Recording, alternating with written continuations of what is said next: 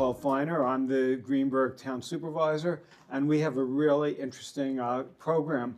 A lot of people, including myself, are very excited about the Odell House because Odell House is soon going to be a museum later this year, and we have to make sure that it's spectacular. And with us today is Susan Jainchill, and she's the principal of Aspect. She is a landscape architect, you know, I didn't even know what a landscape architect was before I read about you. Really? What is a landscape architect? So how I interpreted it, you know, there's I guess a lot of ways to interpret it, but at the most basic and conceptual level, it's somebody who thinks about and designs for people's interaction with the land.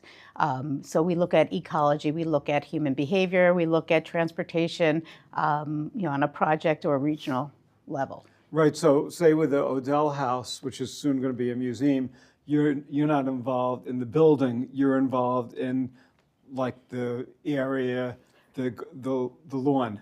Well, if you're looking at the site level, right? I think this is what's really interesting about the site. It's a 1 acre site, and the house is an aspect of the landscape. It is a feature, it's the main feature of the landscape, but there's so much more to the landscape and stories that the landscape can tell in the history of the site as well as the farm that used to be 185 acres. This is the 1 acre that's left of the Odell farm. So it's so much more than what we see today. And how can we use that 1 acre that we have control over to actually interpret what used to be there and use it as a resource?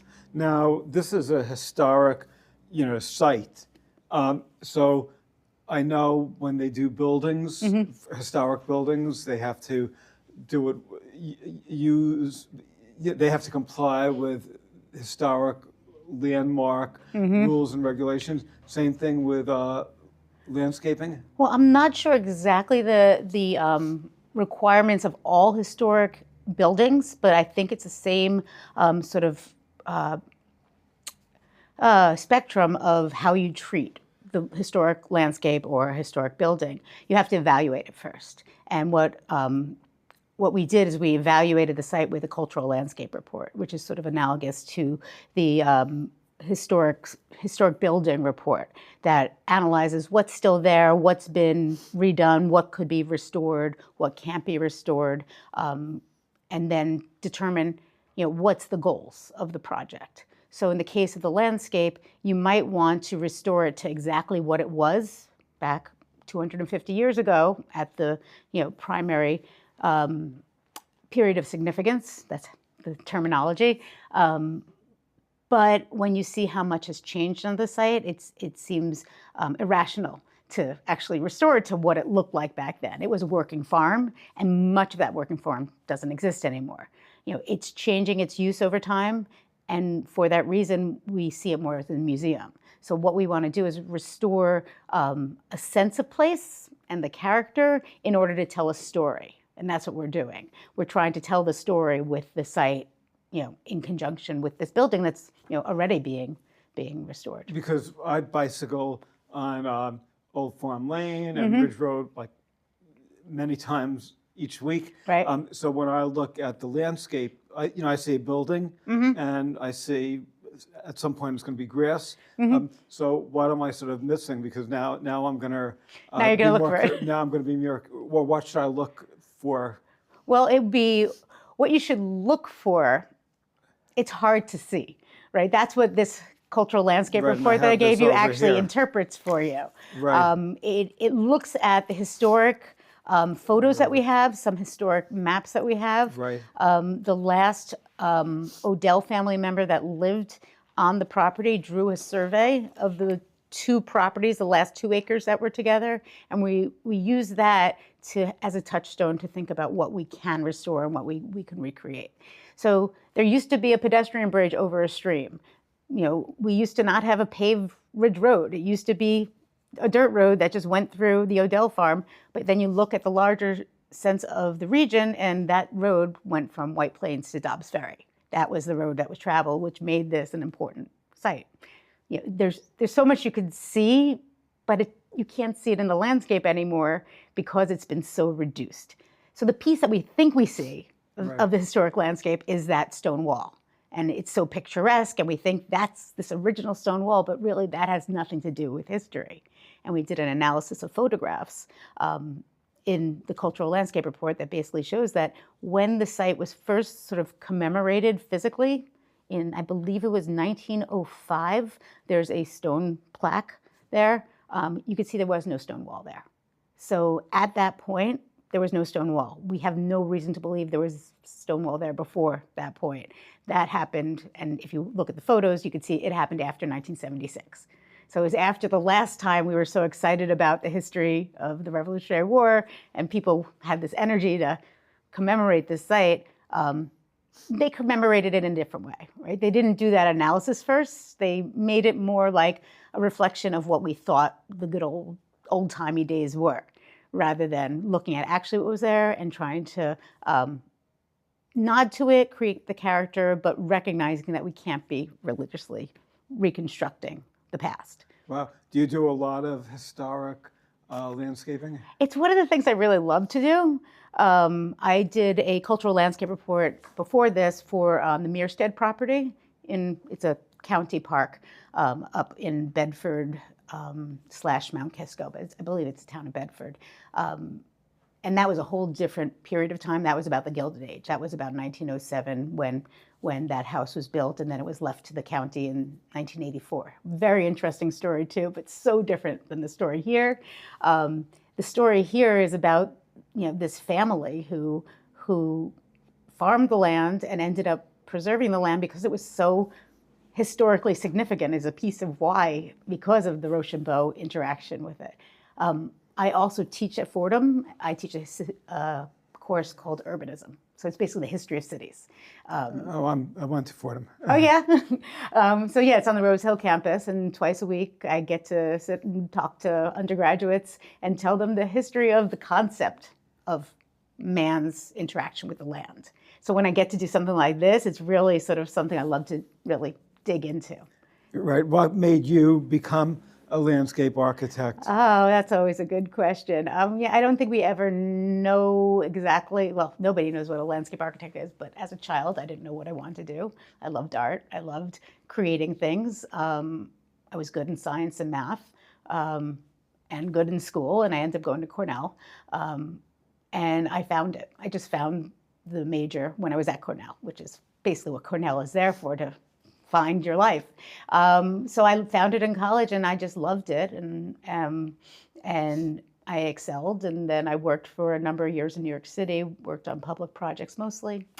Went back to school for urban planning up in Columbia, and sort of went from there and sort of found my way through private firms, and now I have my own firm, Aspect 120. Oh, that's great. And your firm is located in Irvington? It's in Irvington, yes. So you're local? I'm local. I raised my kids in Ardsley, and I still have my office in Irvington. Ah, that's great. In terms of the cultural landscape plan, that was paid for by the Friends of the Odell House? Yes, the Cultural Landscape Report, this book that tells us all, like really this amazing amount of history and facts and analysis, that was paid for by the Friends. And then once the property was in possession of Greenburgh, I believe, that's when it switched over, when they started to work physically on the site.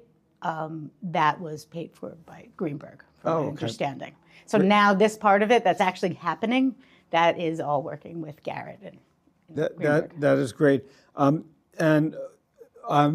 The plan was also mandated by the National Park Service. Mm-hmm.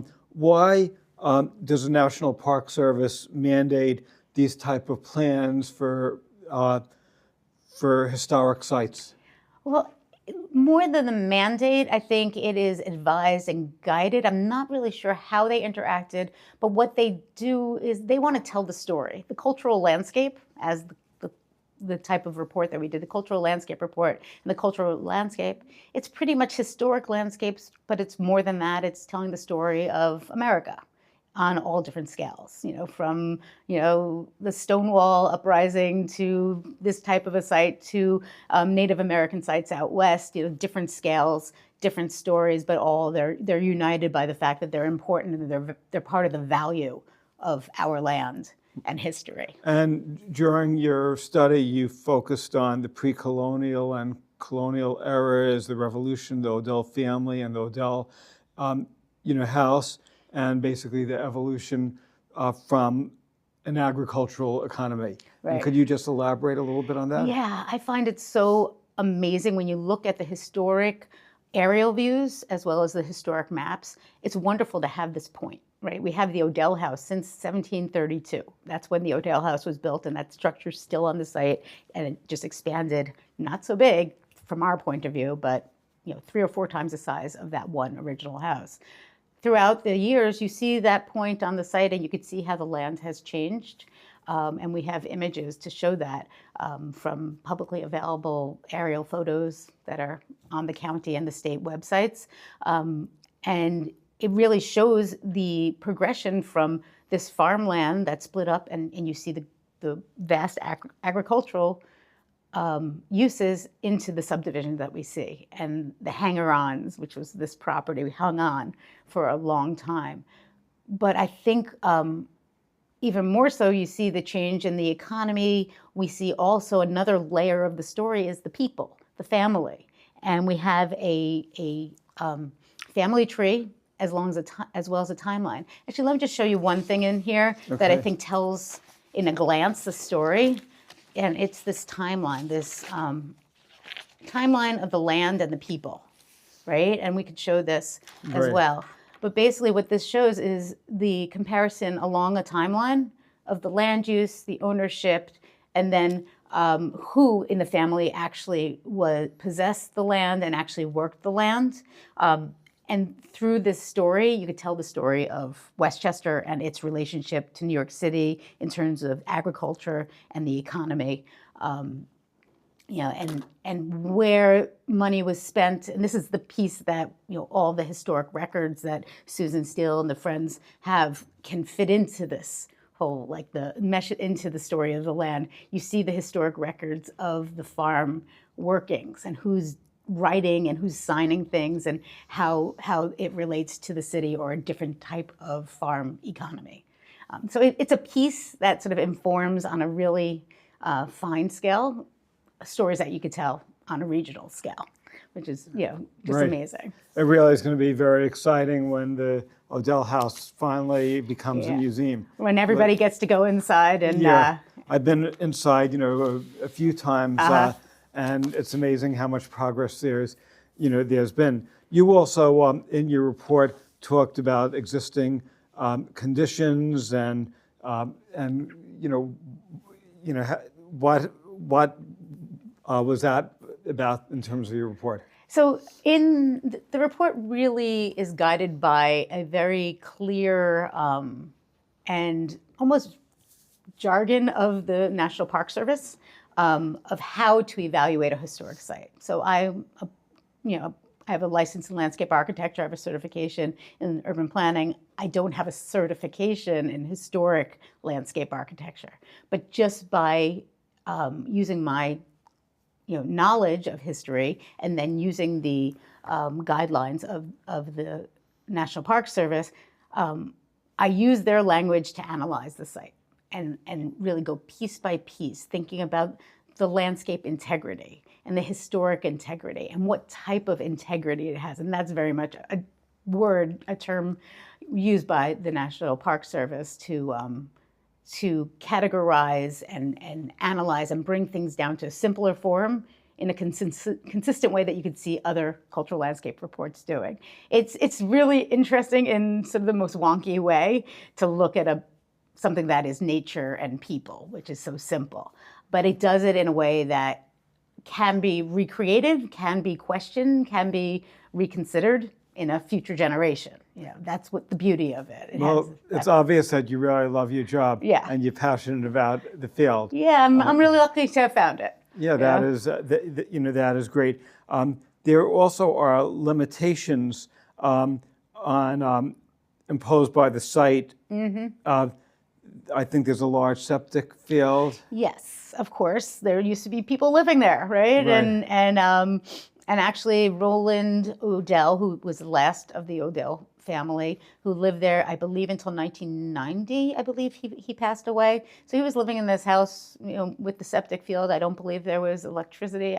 It was really a rough existence in 1990 in Westchester.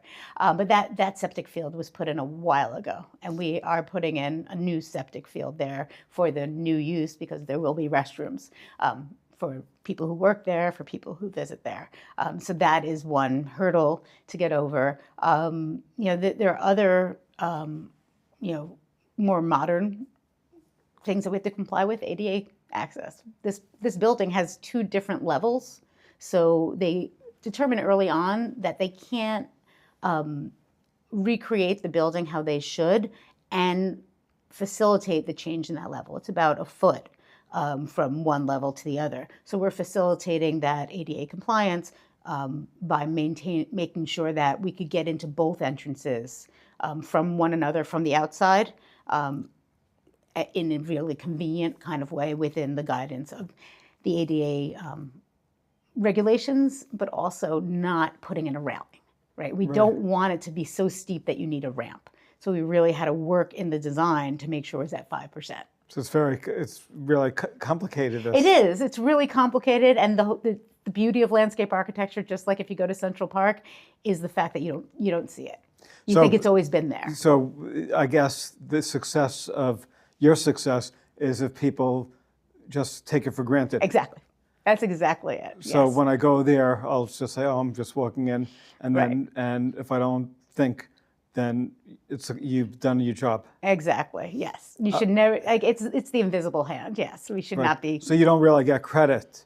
It's amazing. Like an architect, like say an architect of a building will get credit, but a landscape architect we get credit in our own ways, I mean, we get credit from our colleagues, people who recognize what's there, and we recognize each other's work. And that's really what, sort of keeps us sort of like really excited. Right. And then, lay people recognize, once it's pointed out, and they appreciate the depth of what we do once it's pointed out to them. So when they have the ribbon cutting, you'll have to point out all the things you've done, and then we'll have to give you a shout out. I would love that. Yes. That's great. That's what I sort of like eat up. I love people enjoying the site and recognizing the specialists. That's great. There's also a stream along the road that has to be protected.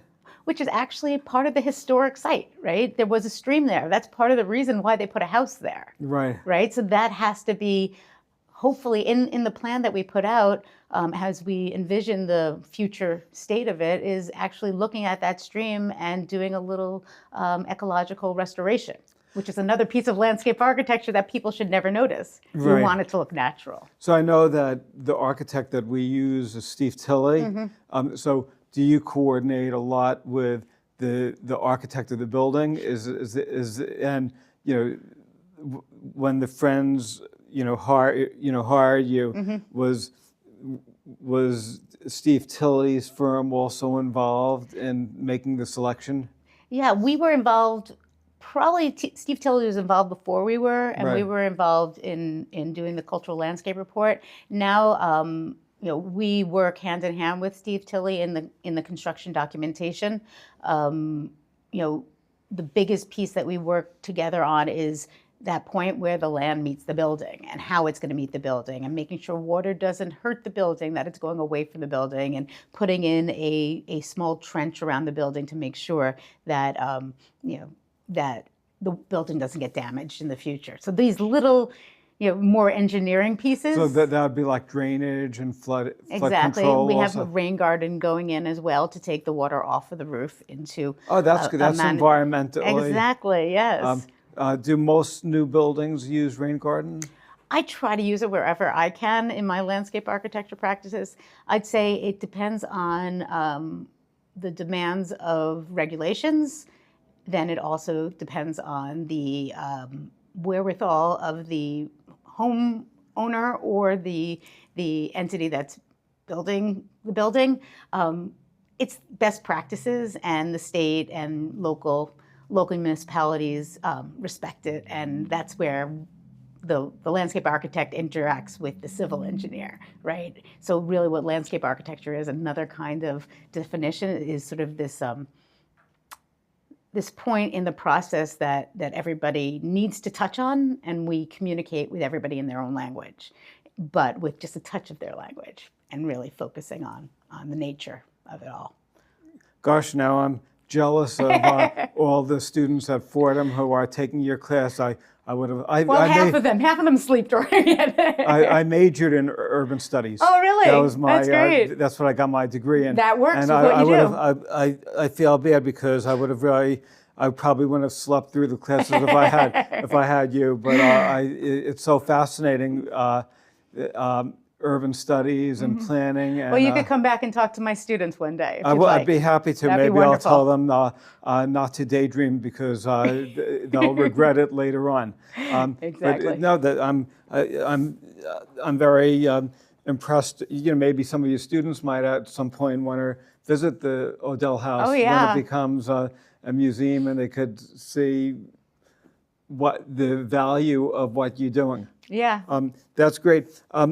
Should there be any plans to access the rear of the property with cars, and a very expensive bridge built to standard would be built over that stream? Right, and that's one of those complex things. Right now, there is that sort of culvert that's bringing the stream underneath the vehicle access to the site, and that's something that was done, we believe, in the 1970s to make it accessible for cars.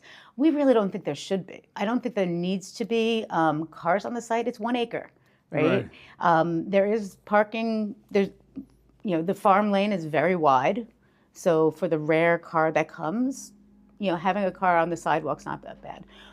There was talk about the county actually looking at making a small sort of trailhead parking across the street on the Ridge Park. On Ridge Park property at the end of the trail that goes from Ridge Park to the site.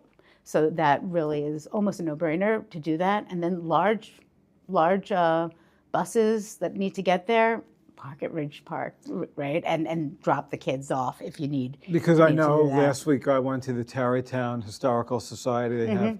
They have like a museum, and there were like a handful of people, and there was a reception, an opening reception. Right. So I think some people think, oh, there's a museum. It's going to be like the Museum of Natural History or something. And these museums basically have small turnouts. They're programmed here and there, and people come. I don't know what the programming sort of schedule will be, but how I see this, and I hope it functions, is as an extension of public space from Ridge Road Park, and having a destination on that trail to come and wander around when the museum's not open, and just appreciate the historic site. Hopefully, have a couple of interpretive signs on the site so people, even without a guidance, could come and understand what they're looking at and appreciate it. So do you have to, like if they're doing a flagpole, do they have to consult with you on that? Well, actually the Friends are putting in a flagpole as part of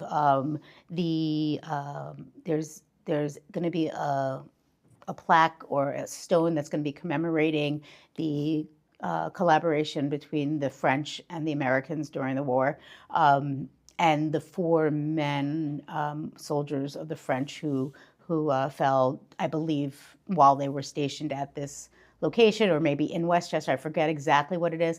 But as part of that, there will be a flagpole. I believe there's going to be 2 flagpoles put up, and that's part of our construction documentation. Will be the French and America? I believe so. I don't want to say exactly what's going to be going on there. I think that's definitely more of the Friends. Right. Yeah. Because I remember even before it became a museum, before the town took it over, I remember there was a French flag there for years. And which makes sense. I always looked at it. It's like, why? And I said, oh, this is like really, really amazing. So what has to be done between now and the time the museum opens?